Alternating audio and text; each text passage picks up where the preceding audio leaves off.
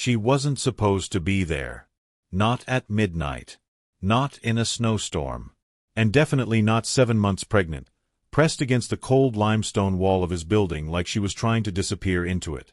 Marcus Wellington stood at the glass wall of his 60th floor office, watching the storm devour Manhattan. The city below was a blur of white and shadow, streetlights struggling against the wind. He'd been about to leave. Another 16-hour-day closing deals that would make him richer by morning. Another night returning to an empty penthouse that cost more than most people would earn in a lifetime. Then he saw her. A shadow against the wall. Small. Trembling. One hand pressed flat against the stone. The other clutching something to her chest. His breath fogged the glass as he leaned closer. The figure shifted, and even from 60 floors up, even through the swirling snow, Marcus felt his heart stop. He knew that coat. Thin. Inadequate. The same one he'd seen hanging in his penthouse mudroom 100 times when Maria came to work. Maria's daughter. Elena. Marcus didn't remember grabbing his coat. Didn't remember the elevator descent or pushing through the lobby. The cold hit him like a fist when he stepped outside, snow biting through his wool suit jacket, wind howling between the towers. And there she was. Face pressed to the wall. Shoulders shaking. Her dark hair plastered to her cheeks, wet with snow or tears or both. "Marcus, what are you doing?" The voice in his head sounded distant, drowned out by the sound of his own pulse. "Just call security. Call someone." But his feet were already moving, closing the distance between his warm world and her frozen one. Elena. His voice cut through the storm. She didn't turn. Didn't acknowledge him.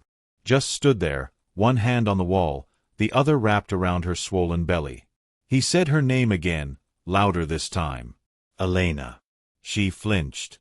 Slowly, so slowly it hurt to watch, she turned her head just enough for him to see her face. Red eyes. Swollen. Raw. The kind of crying that comes from somewhere deep, the kind that breaks you open and leaves you hollow. "Mr. Wellington." Her voice was barely there, shredded by cold and exhaustion. "I'm sorry. I didn't know where else to go." Marcus looked at her, really looked, and felt something crack inside his chest. She was soaked through. Shivering so hard her teeth chattered. And that belly. 7 months, maybe more. Unmistakable even beneath the thin coat. Inside. He didn't ask. He commanded, his tone the same one he used in boardrooms when arguments needed to end. "I can't." She shook her head violently, backing against the wall like it might swallow her. "I can't go home. I can't face her. I can't do this anymore." Marcus shrugged off his coat without thinking, draping it over her shoulders. She flinched at the touch, her whole body going rigid, waiting for something worse. When nothing came, she sagged, a small broken sound escaping her lips. "You're freezing." Marcus kept his voice steady, calm, even though rage was building behind his ribs. "You're pregnant. And you're coming inside. Right now." For a long moment, she just stared at him, searching his face for judgment, maybe. Or cruelty. Whatever she was looking for, she didn't find it. Finally, she nodded. Marcus guided her through the revolving door, his hand hovering near her elbow without touching. The lobby was warm, almost stifling after the brutal cold outside. Elena stumbled, catching herself against the marble reception desk. The security guard looked up, eyes widening, but Marcus shot him a look that killed any question before it could form. "Coffee. Strong. And have my car ready downstairs." "Yes, sir." In the elevator, Elena leaned against the wall, eyes closed, one hand still cradling her belly. Marcus watched the numbers climb. 47. 48. 49. He tried to make sense of what he was seeing. Maria's daughter. The girl who'd been accepted to Columbia on a full scholarship. The one Maria talked about with such fierce pride it sometimes made Marcus ache for something he couldn't name. Elena. Who was supposed to be in lecture halls right now. Who was supposed to be changing the world. Elena. Who was 7 months pregnant and shivering in a snowstorm at 11 o'clock at night. The elevator opened into his penthouse. Elena's eyes widened as she stepped inside. Floor-to-ceiling windows. City lights glittering beyond the glass. Furniture in shades of gray and white. Everything pristine. Cold. Untouched. She looked so small standing there, dripping melted snow onto Italian marble, her rounded belly prominent beneath his coat. Marcus gestured to the sofa. Please. She perched on the very edge, like she was afraid to commit fully to the cushions. Marcus disappeared into his bedroom, returning with a thick blanket and dry clothes. Sweatshirt. Sweatpants. Absurdly large for her, but warm. Bathrooms through there. Change. I'll make tea. When she emerged 10 minutes later, she looked even younger. Swimming in his clothes. Hair wrapped in a towel. The shivering had subsided, but her eyes still held that hollow, hunted look. Marcus handed her a mug of chamomile. She wrapped both hands around it like it was the only solid thing in the world. They sat in silence. The storm raged beyond the windows, snow painting the glass in hypnotic swirls. Finally, Marcus spoke. Does your mother know where you are? Elena's face crumpled. No. She doesn't know anything. About any of this. About the baby? She nodded, tears spilling fresh down her cheeks. I've been hiding it. Wearing baggy clothes. Avoiding her. I thought I could figure it out before she found out. But tonight I just couldn't do it anymore. I couldn't keep lying. Marcus leaned forward, elbows on his knees. Elena. You need to tell me what's happening. All of it. Why were you outside in a snowstorm? She set the mug down with trembling hands. When she spoke, her voice was barely above a whisper. The father is Trevor. Your son. The words hit Marcus like a gunshot. For a moment, the world tilted, sound rushing in his ears. Trevor. His 23-year-old son. The boy he'd raised. No. The boy he'd failed to raise, too busy building empires to notice he was creating a monster. Trevor. Marcus repeated the name, his voice flat, hollow. Elena nodded, tears streaming now. We met at a charity gala last spring. Your ex-wife hosted it. The one for underprivileged students. I was there on scholarship recommendation. He was so charming. So attentive. He said he'd never met anyone like me. That I was different from all the other girls. Marcus felt his jaw clench. He knew exactly how that story went. He'd watched Trevor charm his way through college, through internships, through life, leaving wreckage in his wake and never once looking back. When did you tell him? About the pregnancy? 3 months ago. When I couldn't hide it anymore. Elena's hands twisted in her lap. He denied everything. Said I was lying. That I was trying to trap him. That dozens of girls had tried the same thing. Each word landed like a stone in Marcus's gut. Then his mother found out. Marcus's head snapped up. Catherine. Elena nodded. Mrs. Wellington came to my dorm 2 months ago. She had papers. A check for $50,000. She said if I signed an NDA and took care of it, she paused, the euphemism catching in her throat, she'd pay for the rest of my education. But if I refused, if I told anyone, she'd have me deported. She'd destroy my mother's visa. She'd make sure I never worked again. The rage that flooded through Marcus was cold, precise, surgical. Catherine. Of course it was Catherine. His ex-wife, who measured everything in terms of reputation and social standing. Who would burn the world before allowing scandal to touch the Wellington name. You refused. Marcus said it as a statement, not a question. I couldn't. Elena pressed both hands to her stomach, protective and fierce. This baby didn't ask to be born. It's not its fault. So I said no. And Mrs. Wellington said I'd regret it. What happened after that? Everything fell apart. Her voice broke.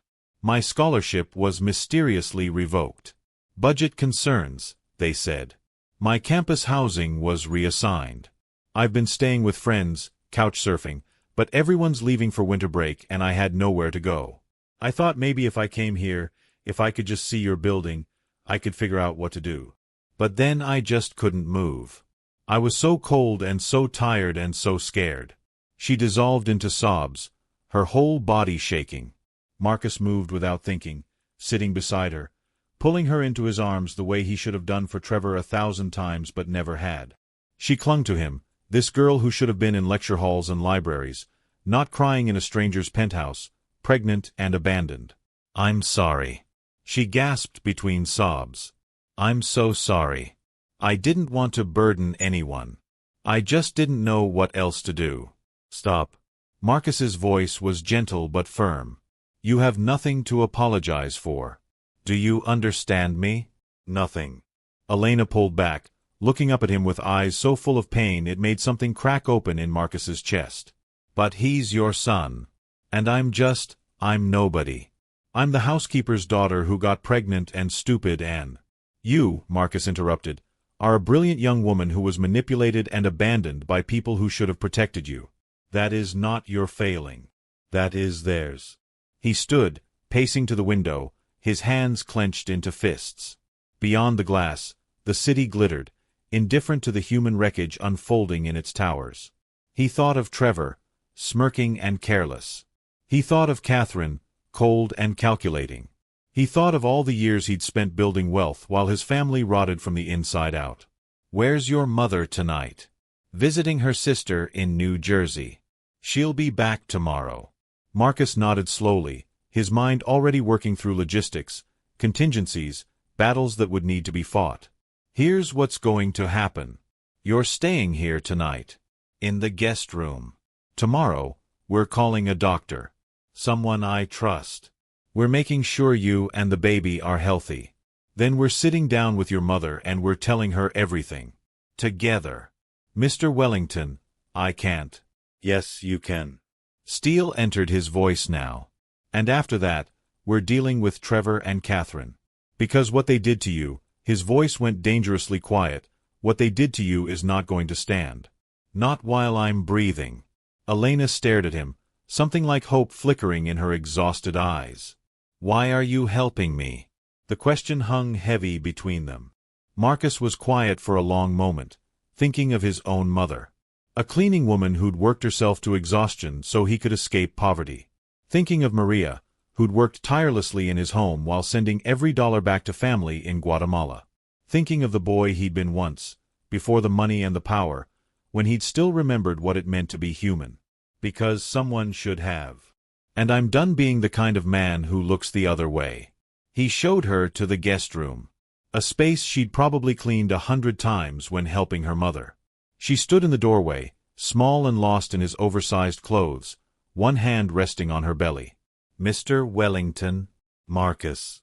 Just Marcus. A ghost of a smile crossed her face. "Marcus. Thank you. For not looking at me like I'm damaged." His throat tightened. "You're not damaged, Elena. You're surviving. There's a difference." After she closed the door, Marcus returned to the living room and poured himself 3 fingers of scotch. He stood at the window, watching snow blanket the city, and pulled out his phone. 2 calls. That's all it would take. The first was to his lawyer. "Arnold. It's Marcus Wellington.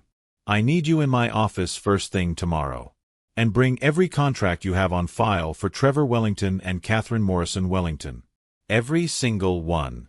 The second call went to voicemail. He wasn't surprised. Trevor never answered his phone after 10.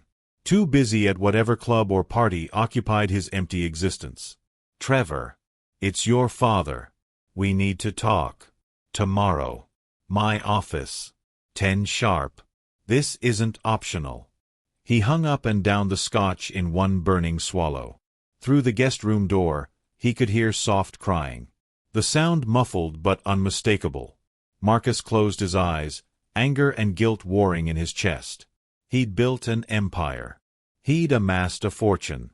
He'd been named one of New York's most powerful CEOs 3 years running. And he'd failed so completely at being human that a 19-year-old girl had nearly frozen to death outside his building, carrying his grandchild, too afraid and ashamed to ask for help. Not anymore, he thought, setting the glass down with quiet finality. Not ever again. Outside, the storm raged on. But inside, In the warmth and light of the penthouse, something had shifted. A wall had cracked. A door had opened.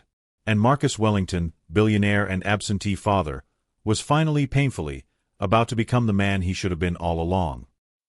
Dawn broke gray and reluctant over Manhattan. The storm had exhausted itself some time before sunrise, leaving the city draped in white silence. Marcus woke after 3 hours of restless sleep, his mind churning with plans and contingencies. He'd lain awake most of the night, listening for sounds from the guest room, terrified Elena might wake in pain or fear. When he emerged from his bedroom at 6:30, he found her already awake, sitting at the dining table in his too large clothes, staring out at the snow-covered city. She looked impossibly young in the pale morning light, her face drawn with exhaustion. "Did you sleep?" Marcus asked quietly. She shook her head. "Not really.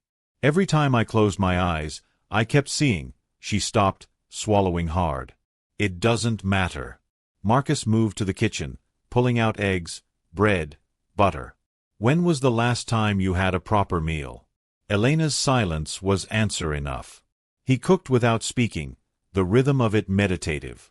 Scrambling eggs, toasting bread, brewing coffee for himself and herbal tea for her. When he set the plate before her, she stared at it like it might disappear. "Eat. You need strength for what's coming."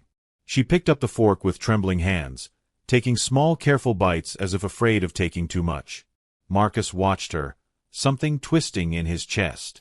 This was Maria's daughter. Maria, who'd worked for him for 15 years with quiet dignity.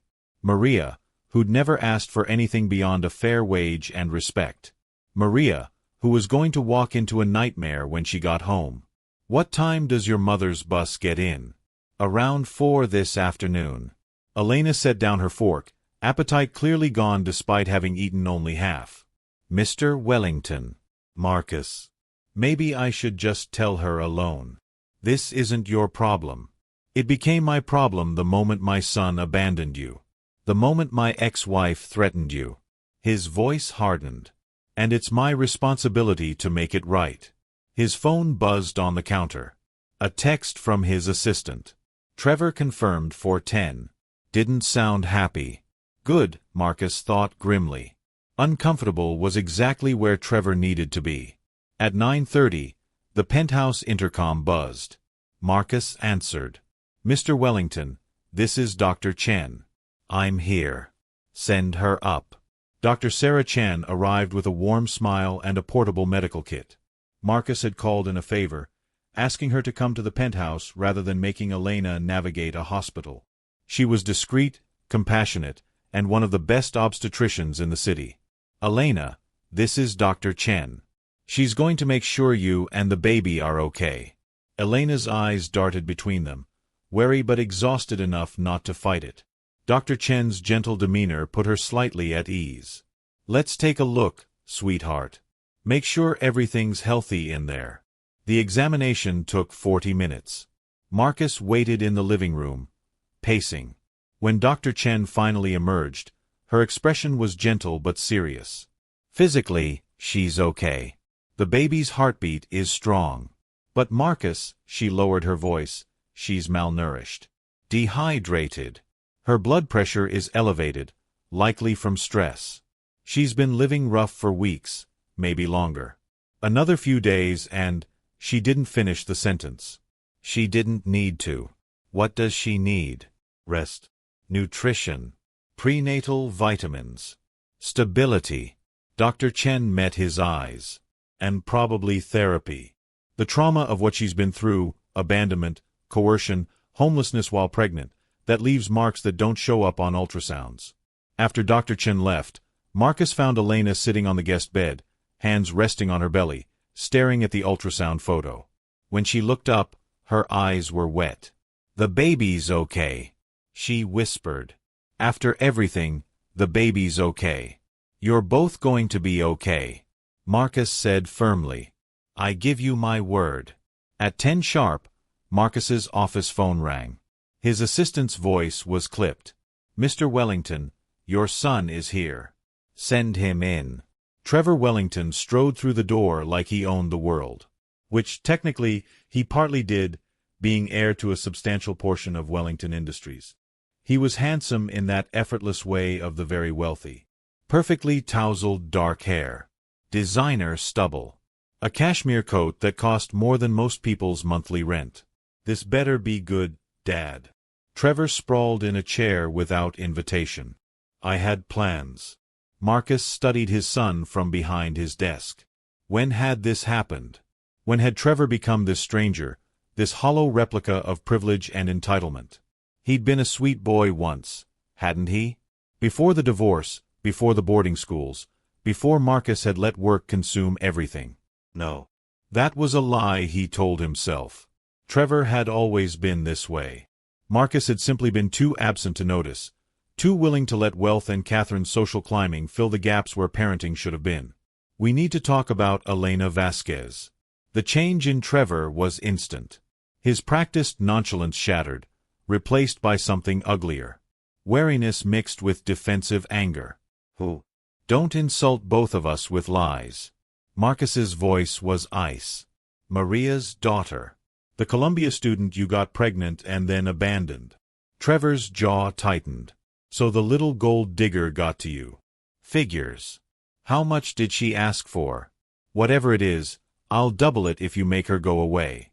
The words hung in the air like a confession. Like a verdict. Marcus felt something inside him go very still and very cold. Tell me, did you care about her at all? Even a little? Trevor shrugged, examining his nails. She was fun. Pretty. But she got clingy. Started talking about futures and feelings. I told her from the start it was casual. You told her you'd never met anyone like her. That she was different. Yeah, well. Trevor smirked. Girls like to hear that. It's not my fault she believed it. Marcus stood slowly, his hands flat on the desk. When he spoke, his voice was barely above a whisper, but it carried the weight of mountains. Get out.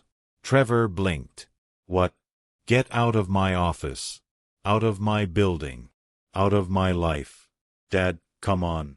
You don't get to call me that anymore. Marcus's voice cracked like a whip. A father earns that title by teaching his son honor, compassion, responsibility. I taught you nothing, and you learned even less. Trevor stood, his face flushing. You can't cut me off over some nobody. That nobody is 19 years old, homeless, and 7 months pregnant with your child. Your mother threatened to have her deported if she didn't get an abortion. Marcus moved around the desk, each word precise and cutting. You are a coward. You are everything wrong with the world we've built. And I will not have my name attached to it anymore. You're seriously choosing the help's daughter over your own son? The question revealed everything. The rot at Trevor's core. The way he saw people as either useful or disposable, valued by their position in his hierarchy. No. Marcus said quietly. I'm choosing a young woman who's shown more courage in 2 months than you've shown in your entire life. I'm choosing to finally be the man I should have been when you needed guidance. And I'm choosing to fix the damage I allowed you to create. Trevor's face twisted with rage. Mom was right about you. You're weak. Sentimental. This company would have died years ago if... Your mother, Marcus interrupted, his voice deadly calm, is next. As of this moment, you're removed from the Wellington Industries Board. Your trust fund is frozen pending a full audit. Your company credit cards are cancelled. Your apartment, the one I pay for, you have 30 days to vacate. Trevor gaped at him. You can't. I own 67% of this company. I can do whatever the hell I want. Marcus picked up his phone, pressing the intercom. Security. Please escort Mr. Trevor Wellington from the building. He's no longer authorized to be here.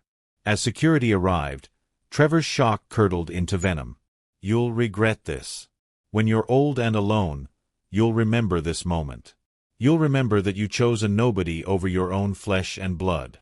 Marcus met his son's eyes. For the first time in years, he felt no guilt, no second-guessing. Only clarity. If being your father means enabling your cruelty, then I'd rather be alone. The security guards escorted Trevor out. His shouting echoed through the lobby, causing a scene that would undoubtedly fuel gossip for weeks. Marcus sat in the silence of his office afterward, his hands shaking. He'd just severed ties with his only child. The weight of it pressed against his chest like a physical thing. His phone buzzed. A text from Elena. "Thank you. I heard the shouting. I'm sorry I caused this." He typed back immediately. "You caused nothing. I'm cleaning up my own failures. Rest. I'll be home soon." Home. The word felt strange. Foreign. The penthouse had never been home, just a showcase, a place to sleep between deals. But maybe, he thought, that was about to change. At 3 in the afternoon, Marcus left the office early for the first time in a decade. He stopped at a boutique in Soho, buying clothes that would actually fit Elena. Maternity wear. Soft and comfortable. In colors warmer than the grays of his world. Then to a grocery store, where he loaded a cart with fresh vegetables, fruits, proteins. Food for sustaining life, not just staving off hunger. When he arrived back at the penthouse, Elena was asleep on the sofa, curled protectively around her belly. He set the bags down quietly, watching her sleep. She looked peaceful for the first time since he'd found her. Young. Vulnerable. Everything his son should have protected, not destroyed. At 4:30, the penthouse intercom buzzed. Maria. Elena woke with a start, terror flashing across her face. "She's here. Oh God, she's here." Marcus crouched beside the sofa. "We face this together. Remember?" When Maria Vasquez stepped out of the private elevator, her smile was warm, familiar. The same one she'd given Marcus every morning for 15 years. She wore her sensible coat, carried her sensible purse, embodied the kind of quiet dignity that comes from surviving hardships most people couldn't imagine. "Mr. Wellington." She seemed surprised to find him home. "I didn't expect." Then she saw Elena on the sofa, wearing new clothes. Her pregnant belly unmistakable. Maria's face went through 100 emotions in 3 seconds. Fuck. Confusion. Fear. And finally, devastation. Her purse slipped from her fingers, hitting the marble floor with a dull thud. "Elena." The word came out broken, barely voice at all. "Mija, what, when?" Elena stood on shaking legs, tears already streaming down her face. "Mama, I'm sorry. I'm so sorry. I wanted to tell you, but I—" Maria's eyes went to Marcus, then back to Elena, then to the belly. Pieces clicking into place with the awful precision of a nightmare assembling itself. "How long?" 7 months. 7. Maria's voice cracked. 7 months you've been carrying this alone? 7 months of lying to me? Where have you been? I called your dorm, they said you moved out. Your roommate said she hadn't seen you. I've been terrified. Mrs. Vasquez. Marcus interrupted gently. "Please. Sit down. Let us explain everything." For the next hour, they sat at Marcus's dining table. Maria rigid with shock. Elena crying. Marcus explaining with careful precision what Trevor had done, what Catherine had threatened, why Elena had been afraid to come home. Maria listened in silence, her face cycling through disbelief, rage, and heartbreak. When they finished, she turned to Marcus, her eyes burning. "Your son did this. Your ex-wife threatened my daughter. And you want me to believe you're helping out of kindness?" Her voice dripped with bitter suspicion. "What do you want? Money? For us to disappear quietly?" "No." Marcus met her gaze steadily. "I want to help make this right. Not because I can buy my way out of my family's sins, but because it's the bare minimum of human decency." "Decency?" Maria laughed bitterly. "Where was decency when your son was charming my daughter? Where was decency when your ex-wife threatened deportation? You're absolutely right. There was none. And I'm ashamed." Marcus's voice was raw with honesty. "I failed as a father. I created a son who thinks people are disposable. I married a woman who measures worth in social standing. And I was so busy building my empire that I didn't notice I'd built it on rot." Maria's eyes searched his face, looking for deception, for angle. When she spoke again, her voice shook. My daughter was going to be a doctor. She was going to change lives, save lives. And now, I can still be a doctor. Elena said quietly, her hand on her belly. Maybe it takes longer. Maybe it's harder. But I haven't given up, Mama. I won't give up. Maria turned to her daughter, cupping her face with work-worn hands. Oh, Mija. You should never have had to hide this from me. Never. You are my heart. Whatever happens, we face it together. Always. They clung to each other, crying.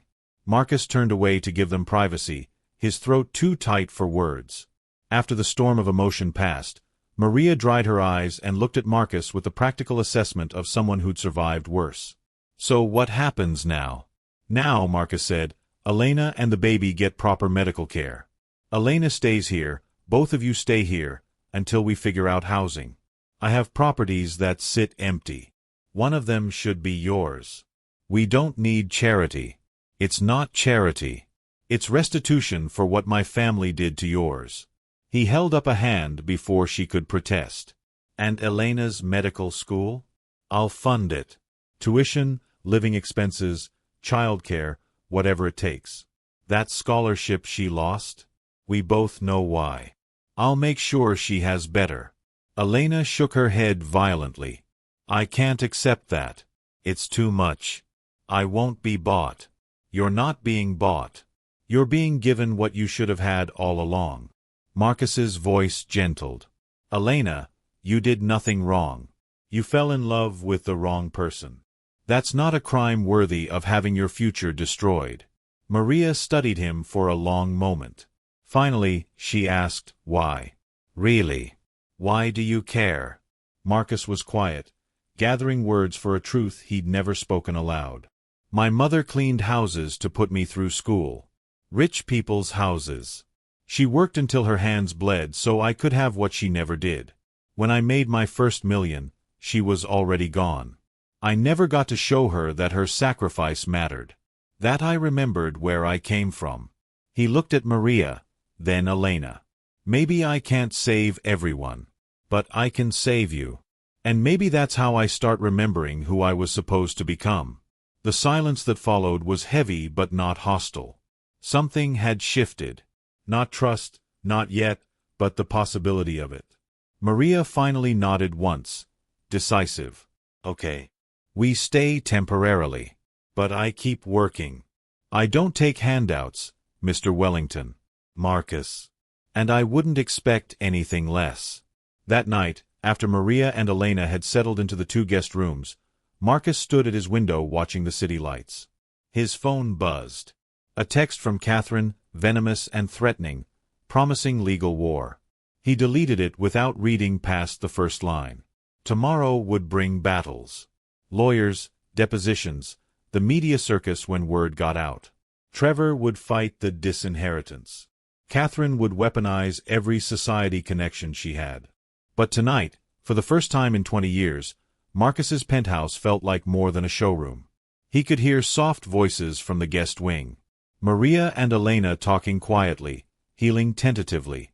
He could hear life, messy and complicated and real. And somewhere in the city, snow was melting. Spring, however distant, was inevitable. Marcus closed his eyes and made a promise. Not to the women sleeping in his home, but to the boy he'd once been, the one who'd watched his mother's hands bleed for his future. I'm going to fix this. All of it. Whatever it costs. The storm had passed. The real work was only beginning. The war began 3 days later. Marcus was in his office reviewing contracts when his assistant knocked, her face pale. Mr. Wellington, there are reporters downstairs. A lot of them. He walked to the window and looked down. News vans lined the street. Cameras pointed at the building entrance like weapons. His phone had been ringing non-stop since dawn, calls from board members, investors, society friends he hadn't spoken to in years. Catherine had made her move. The headline splashed across the New York Post was vicious. Billionaire abandons son for housekeeper's daughter, scandal or savior complex. Marcus read the article once, his jaw tightening with each paragraph. Catherine had painted herself as the concerned mother, Trevor as the misunderstood victim. Elena was described as manipulative, opportunistic. A gold digger who'd trapped a wealthy young man and now had his naive father wrapped around her finger. The quotes attributed to anonymous sources were clearly Catherine's doing. He's having some kind of breakdown. He's always been sentimental about the staff. This girl is taking advantage of his guilt over his own mother's poverty. Marcus set the paper down and called his lawyer. Arnold, I need you to prepare a defamation suit. And I want a press conference scheduled for tomorrow morning. Are you sure that's wise? Engaging publicly could. I'm not hiding. Not from this. He paused. And get me everything you can on Catherine's finances. Every account, every transaction. If she's been using company funds for personal vendettas, I want to know. That evening, Marcus returned to the penthouse to find Elena sitting at the dining table, staring at her laptop screen, tears streaming silently down her face. Maria stood behind her, one hand on her daughter's shoulder, her own face tight with fury. They found my Facebook. Elena's voice was hollow. My Instagram.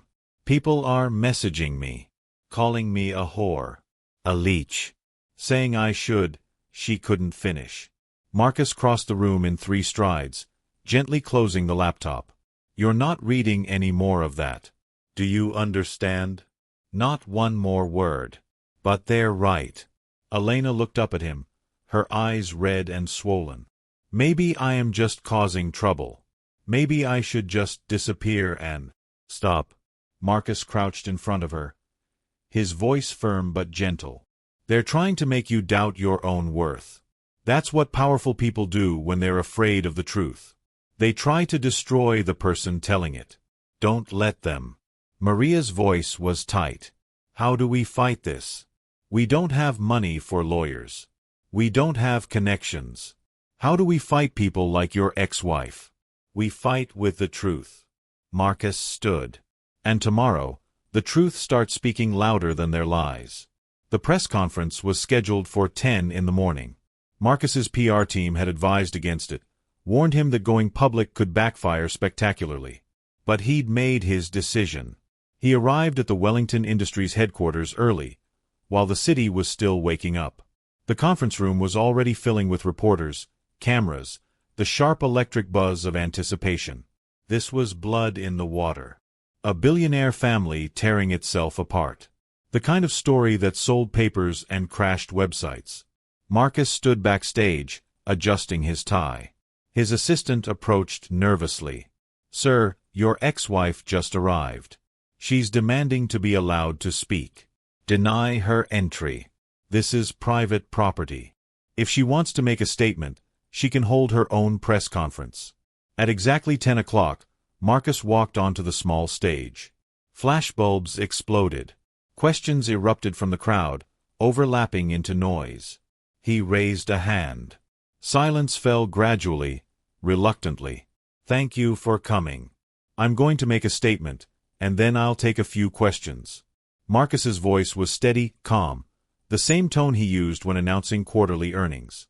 3 weeks ago, I discovered that my son Trevor Wellington had engaged in a relationship with a 19-year-old college student named Elena Vasquez. When she became pregnant, he denied paternity and abandoned her. My ex-wife, Catherine Morrison Wellington, then approached Elena with threats and coercion, attempting to force her to terminate the pregnancy and sign a non-disclosure agreement. The room erupted. Marcus waited for the noise to subside. When Elena refused, Catherine used her influence to have Elena's scholarship revoked and her campus housing terminated. A 19-year-old pregnant woman was made homeless because she refused to destroy evidence of my son's actions and my ex-wife's crimes. Mr. Wellington, a reporter shouted, are you saying your son is the father? DNA testing will confirm it. But yes. I have no doubt. And you're siding with this girl over your own child? Marcus's eyes hardened. I'm siding with the truth. My son is an adult who made choices. He chose to pursue a relationship with Elena. He chose to abandon her when she became pregnant. Those are his choices, and he will live with the consequences. What I will not allow is for a young woman's life to be destroyed to protect my family's reputation. Another reporter. What about allegations that you're having an inappropriate relationship with Elena Vasquez? Marcus's voice went cold. That's a disgusting insinuation and a transparent attempt to distract from the real issue. Elena Vasquez is the daughter of a woman who has worked in my home with dignity and integrity for 15 years. She is a brilliant student whose future was stolen from her. And she is carrying my grandchild. My only relationship with her is as someone trying to right a terrible wrong. He paused, letting the words settle. I spent 20 years building this company. I thought that was my legacy. But I was wrong. Your legacy isn't what you build. It's who you protect when it costs you something. My son became a man who views people as disposable because I was too absent to teach him otherwise. My ex-wife weaponized privilege because I gave her power without accountability. And a young woman nearly died in a snowstorm because my family treated her like she didn't matter. His voice dropped, but every microphone caught it. That ends today. I am establishing a foundation to support young mothers pursuing higher education. I am personally funding Elena Vasquez's medical school education. And I am severing all financial ties with my son until such time as he demonstrates genuine accountability for his actions. The questions came fast after that, shouted over each other in a cacophony of noise. Marcus answered a few more, then stepped off the stage. His assistant was waiting with his phone. It's trending on every platform. Twitter, Facebook, news sites. The video has 500,000 views already. Marcus nodded. Good. Let them see it. Let them all see it. That afternoon, Catherine's response came in the form of a lawsuit. Defamation. Slander. Tortious interference with family relationships. The filing was 40 pages of legal venom, demanding $200 million in damages. Marcus's lawyer called immediately. She's going nuclear. This is going to be ugly. Let it be ugly. Marcus's voice was granite. I'm not backing down. But the ugliness was worse than he'd anticipated. By evening, Catherine had lined up her own press conference. She appeared on screen perfectly coiffed, her face arranged in an expression of wounded dignity. My ex-husband is a good man who has lost his way. She dabbed at her eyes with a tissue. I'm heartbroken to see him manipulated by someone who saw an opportunity and took it. Our son made a mistake, yes, but he was targeted by a young woman who knew exactly what she was doing. The reporter's voice was sympathetic. What do you say to people who believe your son should take responsibility? Of course he should. And he will, once paternity is established. But this girl refused testing. She refused to cooperate. Instead, she went directly to my ex-husband, a vulnerable man still grieving his mother's memory, and she exploited that grief. Marcus watched the interview with Maria and Elena. Elena's hands trembled as Catherine spoke, twisting the narrative into something unrecognizable. She's lying. Elena whispered. I never refused testing. Trevor refused. He said he wouldn't waste money on a test for a baby that wasn't his. I know. Marcus kept his voice steady. And we'll prove it. Tomorrow, you and I are going to a lab. We're getting that DNA test done. And when the results come back, her lies fall apart. But what if, Elena's voice broke, what if people believe her anyway? What if the truth doesn't matter? Maria pulled her daughter close. The truth always matters, Mija. It might take time, but it matters. The DNA test was conducted the next morning in a private lab. Marcus, Elena, and a court-appointed witness. Trevor had been legally compelled to provide a sample after Marcus's lawyers filed a paternity suit. The process took 20 minutes. The results would take 2 weeks. Those 2 weeks were the longest of Marcus's life. The media circus intensified. Op-eds debated whether Marcus was a hero or a fool. Social media divided into camps, some praising his integrity, others mocking him as a rich man trying to buy redemption. Catherine appeared on 3 morning shows, each time refining her performance. Trevor gave one interview, looking appropriately chastened, claiming he'd been young and stupid and was willing to step up if the baby was his. The hypocrisy made Marcus's blood boil. Through it all, Elena grew quieter. She stopped reading news articles, stopped checking her phone. Maria watched her daughter with increasing worry. One night, Marcus found Elena standing on the penthouse balcony, her hands resting on her belly, staring at the city lights. "You shouldn't be out here. It's cold." Elena didn't turn. "Do you ever regret it? Helping me? Never. Not even when it's costing you everything? Your son. Your reputation. Your peace." Marcus stepped beside her, following her gaze to the glittering skyline. "I spent 50 years accumulating things. Money, property, status. And I was empty. Completely empty." He paused. "You didn't cost me anything, Elena. You gave me something. A reason to remember what matters." She looked at him then, really looked, her eyes searching his face. "What if the DNA test comes back and somehow it's not Trevor's? What if Catherine finds a way to manipulate it? Then we fight harder. But it won't come back negative. We both know that." Elena was quiet for a long moment. "When I was little, my mother used to tell me that the world has two kinds of people. The ones who walk past suffering and the ones who stop. She said the second kind always pay a price for stopping, but they're the only ones who sleep at night." Marcus felt his throat tighten. "Your mother is a wise woman. I used to think I'd be the kind who stops." Elena's voice was barely audible. "But when I was standing against that wall, freezing, I thought maybe I was the suffering people walk past. Maybe I was the one who didn't matter enough for anyone to stop. But someone did stop. You did." She turned to face him fully. "Why though? Really? I know you said it's about your mother, about making things right. But there's more, isn't there?" Marcus was quiet, weighing how much truth to share. Finally, he spoke. "I had a sister. Younger than me by 3 years. Her name was Claire." Elena's eyes widened slightly. "I didn't know. Most people don't." Marcus's voice was rough with old pain. "When my mother died, Claire and I were split up. Different foster homes. I was 16, almost out of the system. She was 13. Vulnerable. Scared. What happened to her? She was placed with a family that looked perfect on paper. Big house. Good income. Respectable. But behind closed doors, they were monsters." He paused, the memories sharp even after 3 decades. "She tried to tell her social worker. Tried to get help. But they didn't believe her. Said she was acting out, being difficult. By the time anyone listened, by the time I was old enough to fight for her, she'd already—" His voice broke slightly, "she'd already given up."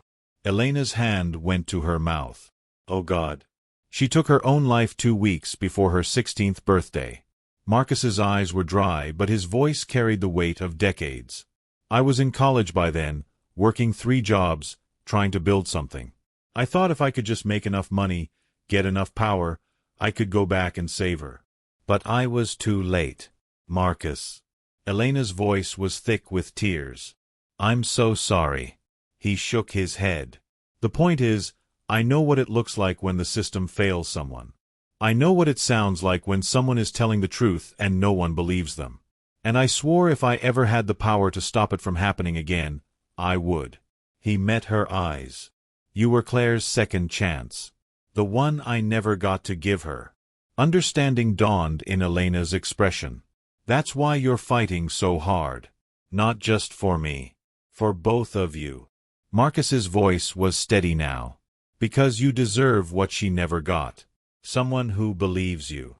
Someone who stays." They stood in silence, the city breathing below them. Finally, Elena spoke. "Thank you. For telling me. For seeing me." The DNA results arrived on a Thursday morning. Marcus was in a board meeting when his lawyer called. He excused himself, stepping into the hallway. "Arnold, tell me. It's a match. 99.97% probability of paternity. Trevor Wellington is the father." Marcus closed his eyes, relief flooding through him. "Send copies to every news outlet that covered Catherine's interviews. And file for full disclosure in family court." I want this public record. Already done. Arnold's voice carried grim satisfaction. Catherine's camp is scrambling. Trevor's lawyer just requested an emergency conference call. Deny it. They had their chance to do this quietly. They chose the nuclear option. Now they live with the fallout. By afternoon, the news had broken. Every major outlet ran the story. DNA test confirms Wellington heir fathered child with student he abandoned. Catherine's carefully constructed narrative crumbled in real time. Her lawyer released a terse statement. Mr. Trevor Wellington acknowledges paternity and wishes to discuss child support arrangements privately. Too late for private. Marcus's response was immediate and public. Trevor Wellington abandoned Elena Vasquez when she was 3 months pregnant. His mother threatened her with deportation to force an abortion. They made her homeless. They attempted to destroy her future. Child support is the absolute minimum, and it will be determined by a court, not by private arrangement designed to protect their reputations. The public tide began to turn. Social media sentiment shifted. People who'd called Elena a gold digger were now posting apologies. Op-eds that had questioned Marcus's judgment now praised his integrity. But Elena seemed unmoved by the vindication. She sat at the dining table, the DNA results in front of her, her hand on her belly. I thought I'd feel different, she said quietly. I thought when everyone knew the truth, I'd feel like I mattered. But I just feel tired. Maria sat beside her daughter. The truth was never for them, Mija. It was for you. So you'd know you weren't crazy. So you'd know you weren't wrong to refuse their money and their threats. Marcus joined them at the table. Elena, you've been through trauma. The kind that doesn't heal just because you win a court case or prove someone wrong. It's okay to still feel broken even when you're being proven right. She looked at him, tears streaming. I'm so tired of fighting. I'm so tired of being strong. I just want to be a regular 19-year-old who's scared about having a baby, not a news story. Then that's what you'll be. Starting now. Marcus's voice was firm. No more press. No more statements. You focus on preparing for this baby. Let me handle the rest. Over the next weeks, Marcus did exactly that. He hired a team of lawyers who filed motion after motion, dismantling Catherine's lawsuit piece by piece. He worked with his PR firm to redirect media attention away from Elena and toward the broader issues of privilege, accountability, and abuse of power. He also quietly began construction on something else. A building he'd owned in Brooklyn, sitting empty for years. He was converting it into housing specifically for young mothers pursuing education. 20 units. Fully furnished. Childcare on site. Study rooms. A support network. When he showed Elena and Maria the blueprints one evening, Elena stared at them for a long moment. This is because of me. This is because of you and every other young woman who's been told her future doesn't matter once she becomes a mother. Marcus pointed to a detail in the design. This common room. That's where residents can meet, support each other, study together. No one fights alone. How much is this costing you? Everything I should have spent 20 years ago on things that actually matter. The building would be called the Claire Sophia House. For his sister who didn't survive, and for the granddaughter who would. Elena's due date approached as winter began loosening its grip on the city. March arrived with rain instead of snow, the first hints of spring breaking through the gray.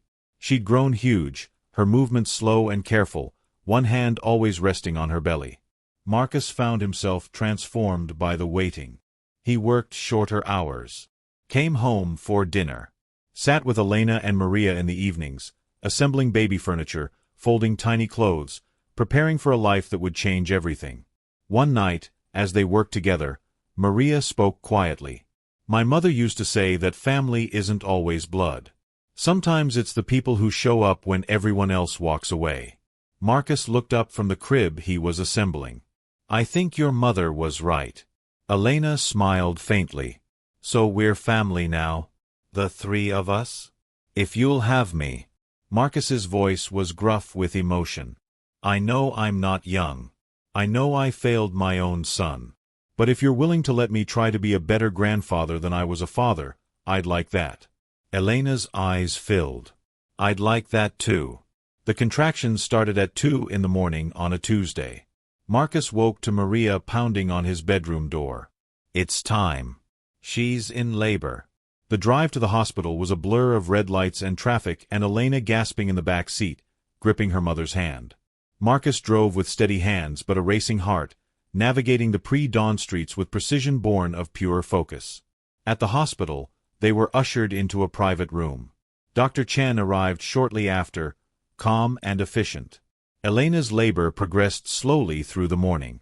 Hours of pain, of breathing exercises, of Maria whispering encouragement in Spanish while Marcus stood awkwardly by, feeling useless. It's okay. Elena gasped during one contraction, seeing his face. You can leave if you want. This is a lot. I'm not leaving, Marcus said firmly. I'm staying. And he did. Through 12 hours of labor, through Elena's screams and tears, through the terrifying moment when the baby's heart rate dropped and Dr. Chen's face went tight with concern, through the emergency decision to proceed with a C-section, the rushed preparation, Maria being gowned and allowed in while Marcus waited outside, pacing the hallway like a caged animal. When the cry finally came, thin and reedy and perfect, Marcus felt his knees go weak. 20 minutes later, a nurse emerged. You can come in now. Marcus stepped into the recovery room. Elena lay pale and exhausted on the bed, her eyes heavy with medication. But in her arms, wrapped in a pink blanket, was a tiny face. Scrunched and red and beautiful. Maria stood beside them, tears streaming down her face. It's a girl. Marcus approached slowly, as if the moment might shatter. Elena looked up at him, a tired smile crossing her face. Do you want to meet your granddaughter? He nodded, not trusting his voice. Elena shifted, offering him the bundle. Marcus took the baby carefully, cradling her against his chest. She was so small, impossibly small, her tiny fist curled against his shirt. She opened her eyes for just a moment. Dark eyes that seemed to see right through him. And in that moment, Marcus felt something shift fundamentally in his chest. All the money in the world meant nothing compared to this. This small life, this fragile perfect thing, who deserved everything good the world could offer. What's her name? He asked, his voice rough. Elena exchanged a look with Maria. We were thinking Sophia. After your mother. Marcus's vision blurred. He blinked hard, trying to clear it, but the tears came anyway. Silent, running down his face as he held this child who carried his mother's name and his blood and a second chance he didn't deserve but would spend the rest of his life trying to earn. Sophia. He whispered. Hello, Sophia. I'm your grandfather. And I promise you, I will never let anyone make you feel like you don't matter. The baby yawned, a tiny sound. And Marcus stood there, holding her, while morning light filtered through the hospital window and the city woke up outside. Everything had changed. Everything. 6 months passed in a blur of sleepless nights and tiny milestones. Sophia's first smile. Her first laugh. The way she gripped Marcus's finger with surprising strength. Elena healed slowly, her body recovering from the surgery, her spirit mending in the safety of routine and support. Marcus converted his home office into a nursery.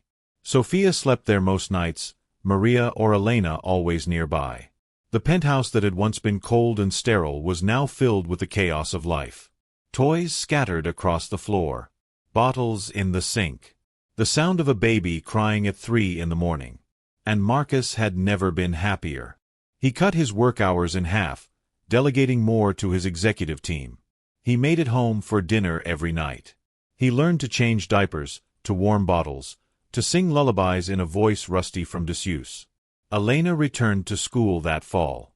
Columbia had quietly reinstated her scholarship after the DNA results went public, no doubt motivated by the negative press of having expelled a student under duress.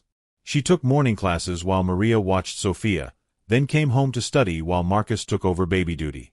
They fell into a rhythm. A strange family, forged not by blood but by choice and necessity and love.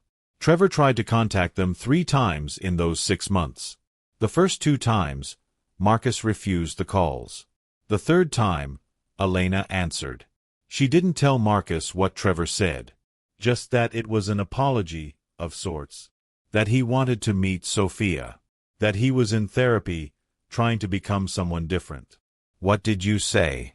Marcus asked. "That he could try." Elena's voice was measured. "Not now. But maybe someday, if he proves he means it. She's his daughter. She deserves the chance to know him, if he can be someone worth knowing." Marcus admired her grace even as his own heart hardened against his son. "You're more forgiving than I am." "I'm not forgiving him." Elena met his eyes. "I'm just not letting his failures define my daughter's life. There's a difference." Catherine never reached out. She disappeared from public life after the lawsuit was dismissed with prejudice. Rumor had it she'd moved to Europe, unable to face the social fallout of her exposure. Marcus didn't care. She was a ghost from a life he'd left behind. One evening, when Sophia was 8 months old, Marcus sat on the floor of the living room, helping her practice sitting up. She kept toppling over, giggling each time, her chubby hands reaching for his face. Elena watched from the sofa, textbooks spread around her. "You're good with her." "I'm making up for lost time. You know you didn't have to do all this." Elena's voice was quiet. "The foundation. The housing. Funding my education. You could have just helped me and walked away." Marcus caught Sophia as she wobbled again, steadying her gently. "I could have. But then I'd still be the man I was. Empty. Alone. Building towers that meant nothing. And now I'm a grandfather." He smiled, a real smile that reached his eyes. "Now I have a reason to wake up that isn't about profit margins or stock prices." Sophia grabbed his nose, squealing with delight. Marcus laughed, the sound rusty but genuine. Later that night, after Sophia was asleep and Elena had retreated to study, Marcus stood at his window. The same spot where he'd stood 2 years ago, watching a storm and a girl who was about to change everything. The city glittered below, unchanged and indifferent. But he had changed. Fundamentally. Irreversibly. His phone rang. An unknown number. He almost didn't answer, but something made him accept the call. Trevor's voice. Marcus's hand tightened on the phone. "I'm calling because my therapist says I need to own what I did. Not to make you forgive me, but because it's the truth." Trevor's voice was different. Quieter. Less certain. "I hurt Elena. I abandoned my child. I let Mom manipulate the situation instead of being a man. And I'm sorry." Marcus was silent, waiting. "I'm not asking to see Sophia." Trevor continued. "I'm not asking for anything. I just wanted you to know I'm trying to be better. I got a job. A real one, not some fake position Mom bought for me. I'm in therapy 3 times a week. I'm trying to understand how I became someone who could do what I did. Why are you telling me this? Because you're my father. And even though I don't deserve it, I wanted you to know I heard what you said. That day in your office. About being a coward. About causing damage." Trevor's voice cracked. "You were right. About all of it." Marcus closed his eyes. "This is going to take years, Trevor. Years of proving you mean it. Not words. Actions. I know. And even then, Elena gets to decide if you're part of Sophia's life. Not me. Not you. I know that too." Marcus was quiet for a long moment. Then, against every instinct, he said, "Keep going to therapy. Keep working. When you've been doing it for a year, call me again. We'll talk." "Really? Really?" "But Trevor, if you hurt that girl again, if you cause her one more second of pain, I will make sure you never recover from it. Do you understand?" "I understand." The call ended. Marcus stood in the darkness, phone in hand, wondering if people really could change. Wondering if his son had it in him to become someone different. He didn't know. But he'd given him a chance. A small one. Because Sophia deserved a father who tried, if Trevor could become worthy of that title. Time would tell. Marcus turned from the window and walked to the nursery. Sophia was asleep in her crib, one tiny fist curled near her face. He stood watching her breathe, This perfect small thing who'd saved him as much as he'd saved her mother. "I promise you," he whispered, "you'll grow up knowing you matter. Knowing you're loved. Knowing that the world is full of people who will fight for you."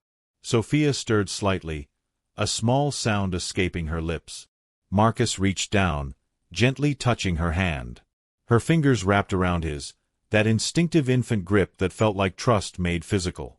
And Marcus knew, with absolute certainty, that every choice he'd made, every bridge he'd burned, every dollar he'd spent, had been worth it for this moment. For this child. For this family they'd built from ruins. The snow had melted months ago. Spring had come and gone. Summer was fading into early fall. And Marcus Wellington, who'd spent 50 years building an empire, had finally discovered what it meant to build a life. It meant showing up. It meant staying. It meant choosing, every single day, to be the person someone needed you to be. And for the first time in decades, he slept without ghosts. 4 years later, the morning of Elena's medical school graduation dawned clear and bright. Marcus stood in front of his mirror, adjusting his tie. In the next room, he could hear Sophia singing to herself, some made-up song about butterflies and cookies. "Ready, Grandpa Marcus?" He turned to find Sophia standing in the doorway, wearing the special dress Maria had made for the occasion. She was 4 now, all long limbs and bright eyes and unstoppable curiosity. "Almost ready. Come help me with this tie." She skipped over, reaching up to touch the silk. "Mama says you're proud today." "I am. Very proud." Because Elena's gonna be a doctor? Because she never gave up, even when people tried to stop her. Marcus finished the tie, then crouched to Sophia's level. That's what makes someone strong. Not that they never fall, but that they get back up. Did my other daddy try to stop her? Marcus chose his words carefully. They'd had versions of this conversation before, age-appropriate explanations of why Sophia saw her father only occasionally, under supervision. "Your father made mistakes when he was younger. He hurt people. But he's trying to do better now. Is he coming today?" Marcus nodded. "Elena invited him. She thought you might like him to see this." Sophia considered this seriously. "Okay. But you're sitting with me, not him." Marcus felt warmth spread through his chest. "Deal." The graduation ceremony was held in Columbia's main auditorium. Marcus sat between Sophia and Maria, while Trevor sat 3 rows back. They'd spoken perhaps a dozen times in 4 years, always brief, always careful.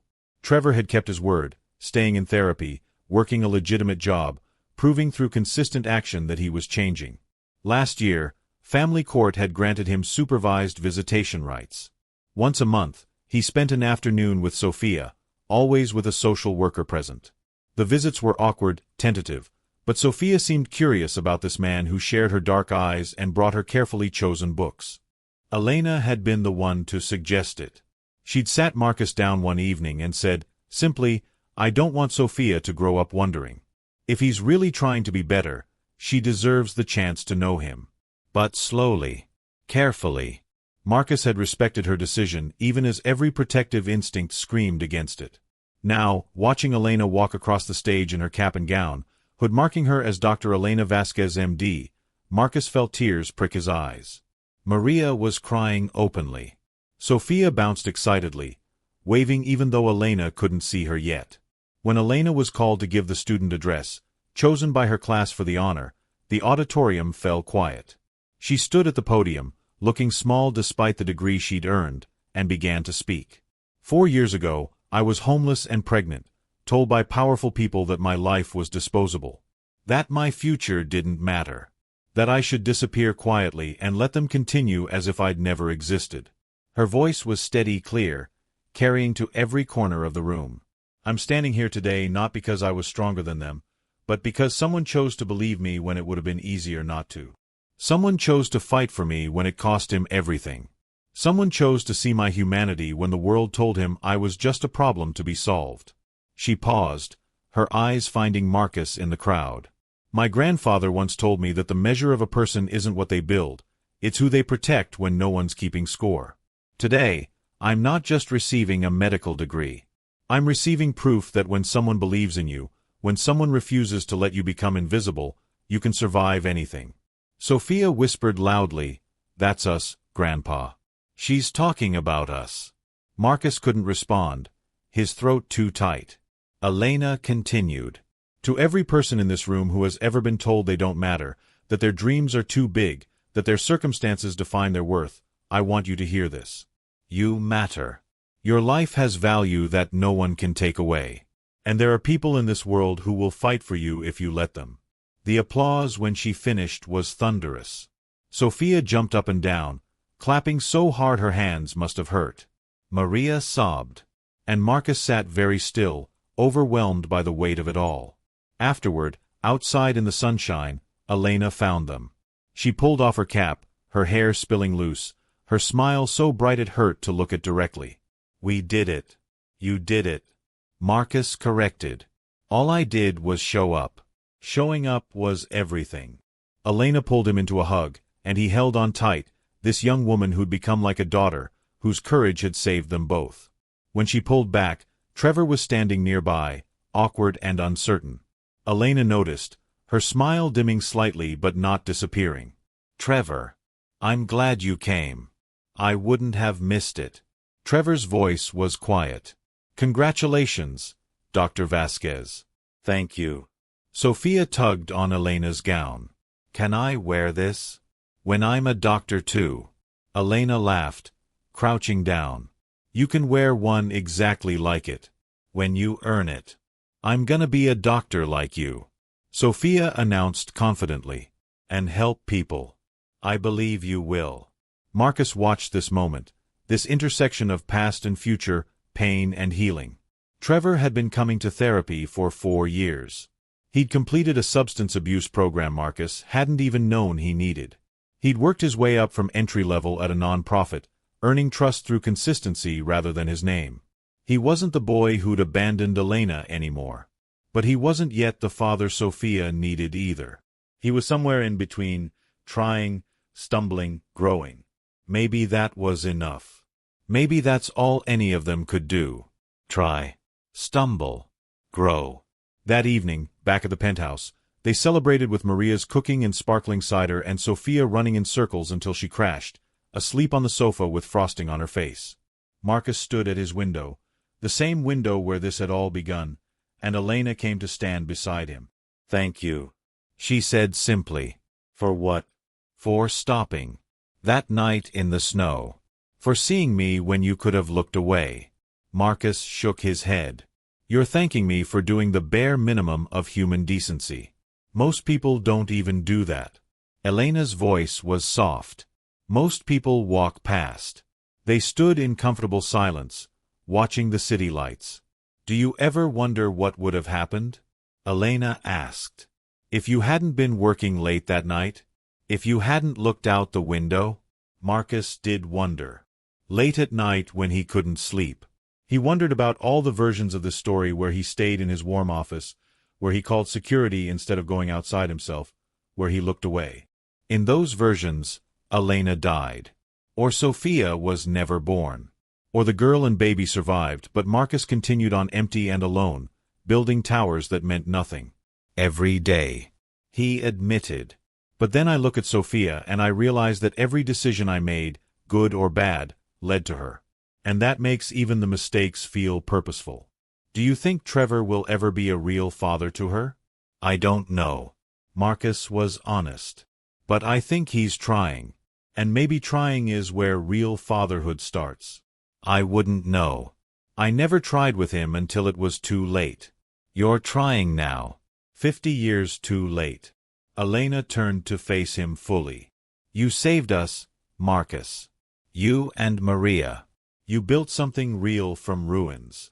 That's not too late. That's exactly on time." Later, after Elena had gone to bed and Maria had retired to her room in the second penthouse unit Marcus had purchased when one apartment had proven too small for their growing family, Marcus picked up Sophia from the sofa and carried her to her room. She stirred as he laid her down, her eyes opening slightly. "Grandpa." "Yes, sweetheart? Are you happy?" The question caught him off guard. He thought about it seriously, because Sophia deserved serious answers even at 4 years old. Yes. I'm happy. Good. She yawned, already drifting back towards sleep. I'm happy too. We're a good family. Yes, we are. He tucked her in, smoothing her dark hair back from her forehead. She looked so much like Elena. But in her eyes, in the stubborn set of her chin, he could see his mother.